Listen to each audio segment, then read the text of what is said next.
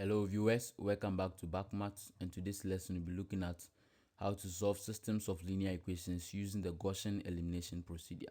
And then this video also focuses on cases where we get infinite number of solutions for the systems of linear equations.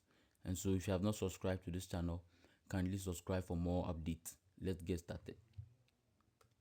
And so we start with the systems of linear equations. So to solve the systems of linear equations using the Gaussian elimination procedure, we first have to augment matrices for the systems of linear equations. And so we have here as augmented matrix as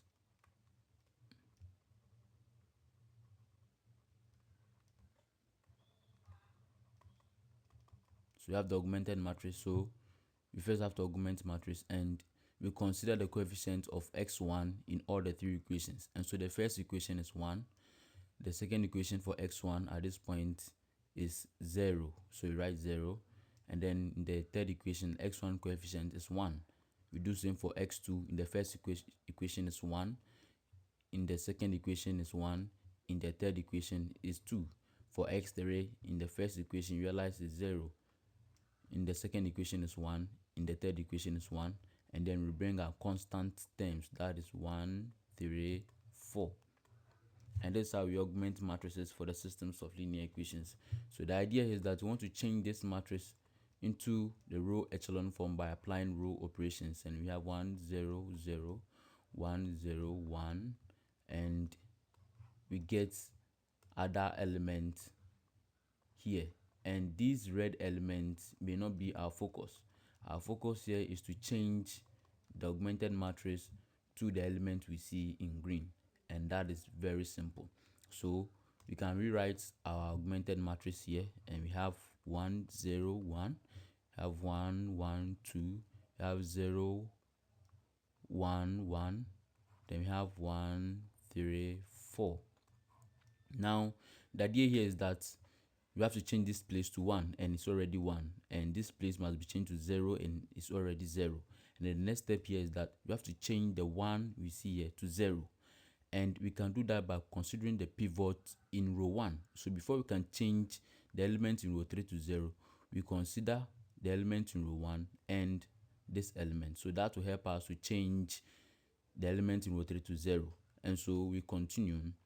And since we can see that that effect is going to happen in row 3, write simply row 3 is equal to. So to do that, let's simply write this. And we are going to consider row 1 and row 3 itself. In row 1, the first element is 1, and row 3, that element is 1. So what must we do so that these elements, when added, goes to 0? Simply, if you subtract from row 1 and we add a 2, that is minus 1 plus 1, we are going to get 0. And that is how it works. So our formula now becomes minus row 1 plus row 3. So you can write it as minus row 1 plus row 3. And so we continue for that element, and in row 1, the next element is 1. Remember, we are subtracting, we bring it, and row 2 is 2. So the addition gives us minus 1 plus 2, and we have here as 1. It continues to row 1, we have 0, and row 3, we have 1. So its addition, 0 plus 1, we all know to be 1. And then it continues to row 1, 1, and then row 3, we have 4. So when subtracted, we get minus 1 plus 4, and an answer of 3 is what we get. So our new row for row 3 is 0, 1, 1, 3. So we can rewrite our new matrix as, so we have our new matrix as 1, 1, 0, 1. Since we don't work with row 1 and row 2, maintain the same value. So 0, 1, 1, we have here 3. And then our new row for row 3 is now 0, 1, 1, 3. Now the next step here is for us to change 1 here to 1, and then it's already 1. So we leave it like that. And the next step is for us to change the 1 we see here in row 3 to 0. To 0. And we can see it's not 0. So we can do that by considering the pivot above it. So this is the pivot that we'll be considering in changing the 1 in row 3 to 0. And so we so doing, since the effect is also going to happen in row 3, you can basically write here as row 3 is equal to, and so we can do as we did for the first one. So we write row 2 and row 3. So we can basically write here as row 2 and row 3. And we know the first element in row 2 is 0 and that of row 3 is 0. So we write 0, 0. And the addition gives us 0 plus 0 is equal to 0. That may not be our focus. Our focus is on row 2, the next element, and row 3, that's the next element. So that is 1 and 1. And so we simply ask ourselves, what must we do so that these two elements, when added, gives us 0? And so when we subtract from row 2 and add, then we are going to get minus 1 plus 1. That's going to give us 0.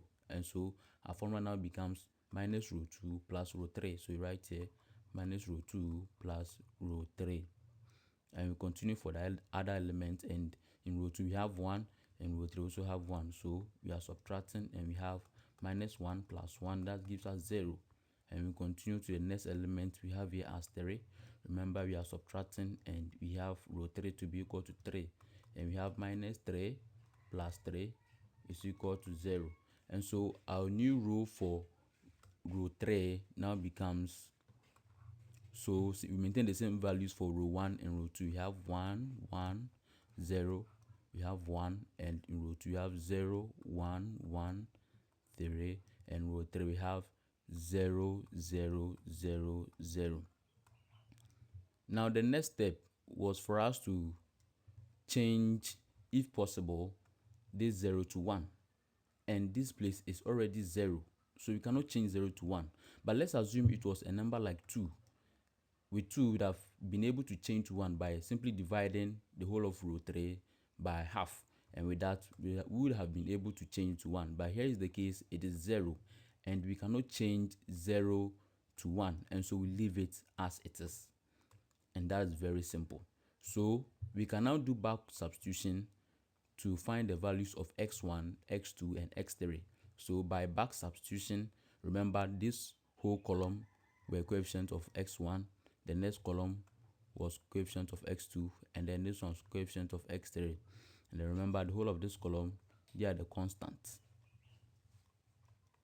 So remember we said by back substitution, so you can simply write by back substitution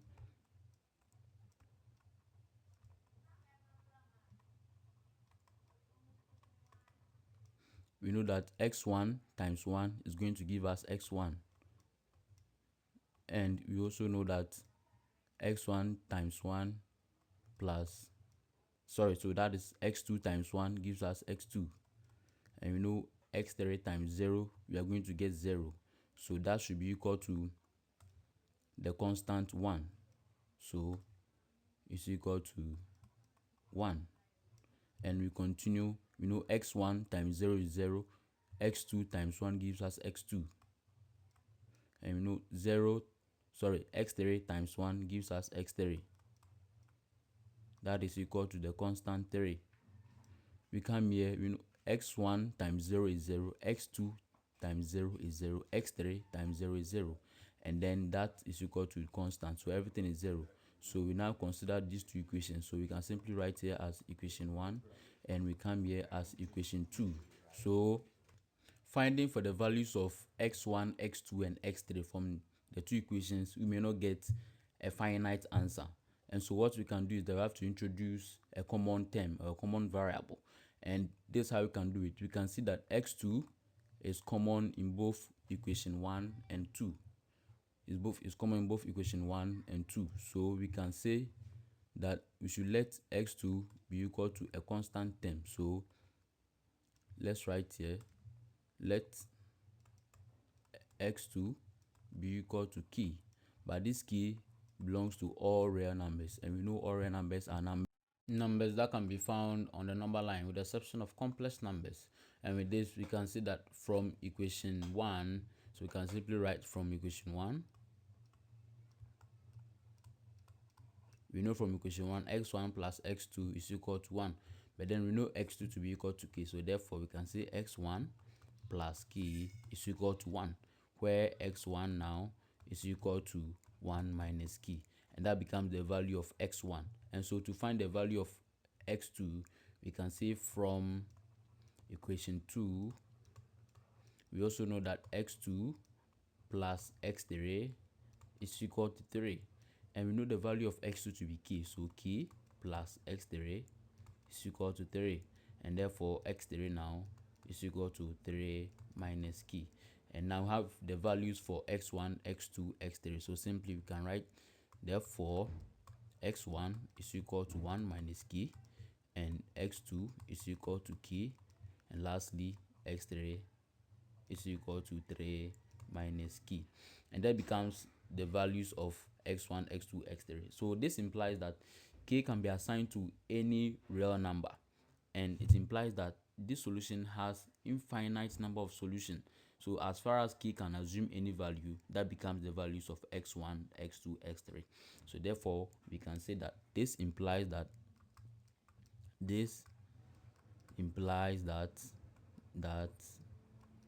the system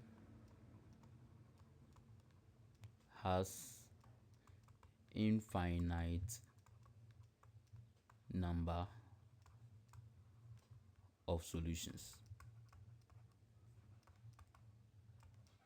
And so this ends today's video. So thanks for watching. Kindly like, comment, subscribe, and share. Remember that this is BakoMaths, thinking beyond infinity.